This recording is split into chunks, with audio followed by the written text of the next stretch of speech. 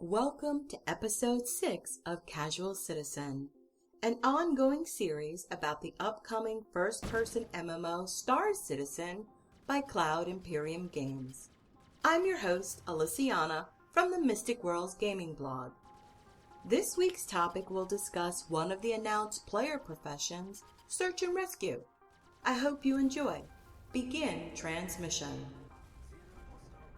To provide a gaming experience that is more tactical and varied, Star Citizen has devised a limb-based character damage system, which includes varying degrees of injury. It's not going to be the more common scenario where after sustaining damage, a player runs and hides until his health magically regenerates or chugs a potion that does the same thing. In Star Citizen, various areas of the body go through damage states from normal, no injury, to ruined, not usable, or completely gone.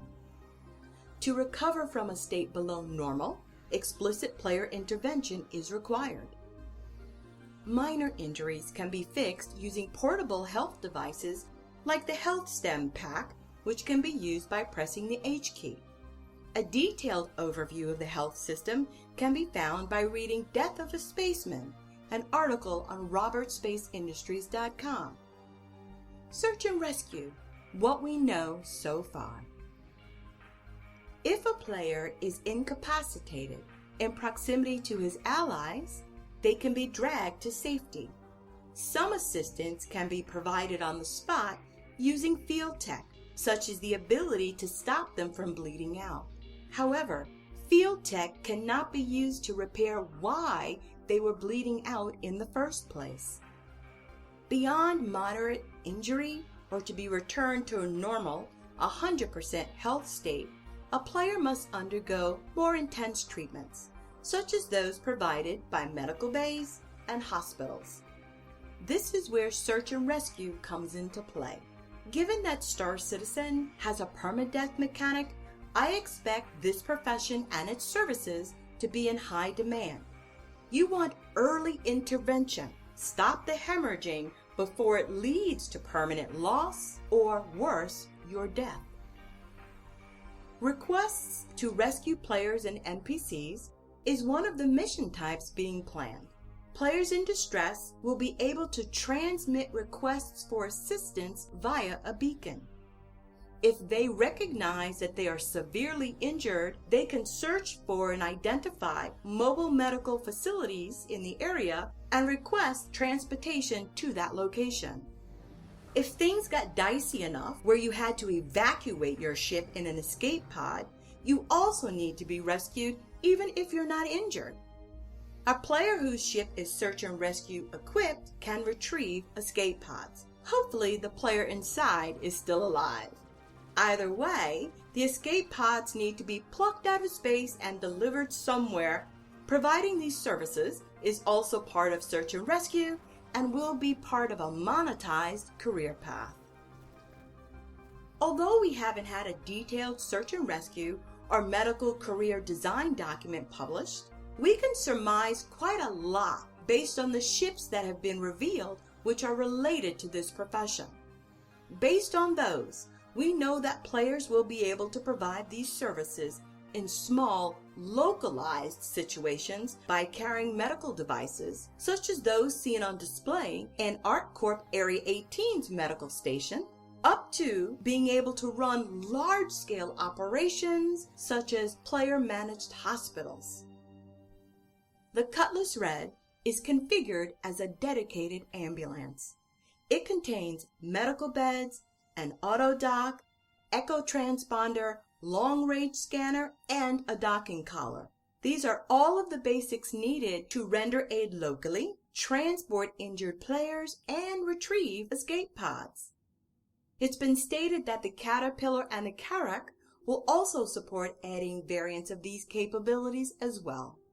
Then we have the full-on player-run hospital, the Hope-class Endeavor. Hope is an Endeavor that's configured with the medical bay pod. This allows it to operate as a floating hospital.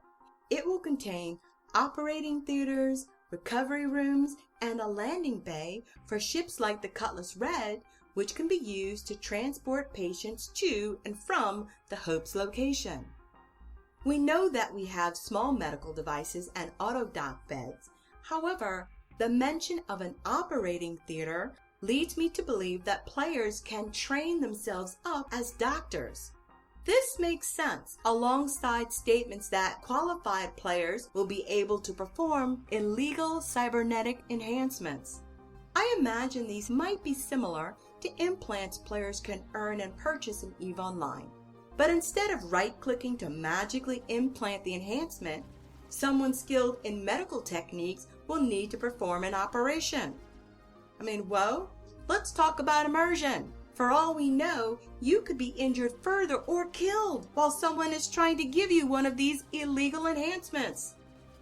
The search and rescue mechanics that are revealed by the ships they've announced, combined with the various statements, lead me to believe that this will be a robust profession.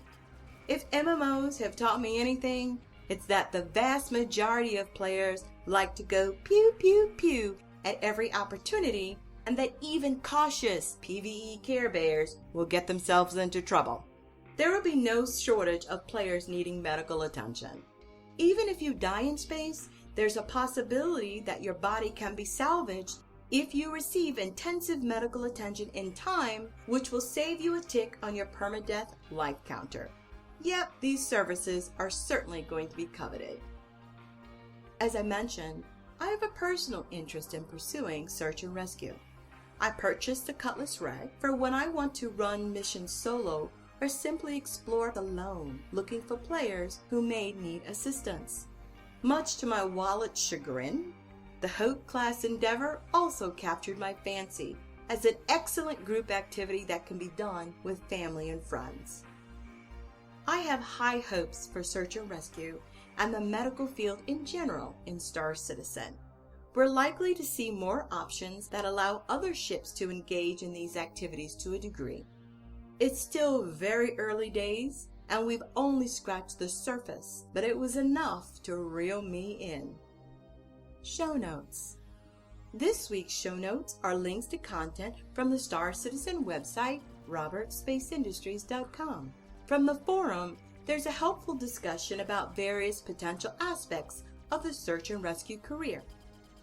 I also strongly suggest that you read Death of a Spaceman, Healing Your Spaceman, and take at least a cursory look at the ships we know of so far that will be involved in this profession. You will find links for all of the aforementioned in the show notes section of this post. Be kind and fly safe until next time. This is Alyciana signing off. End transmission.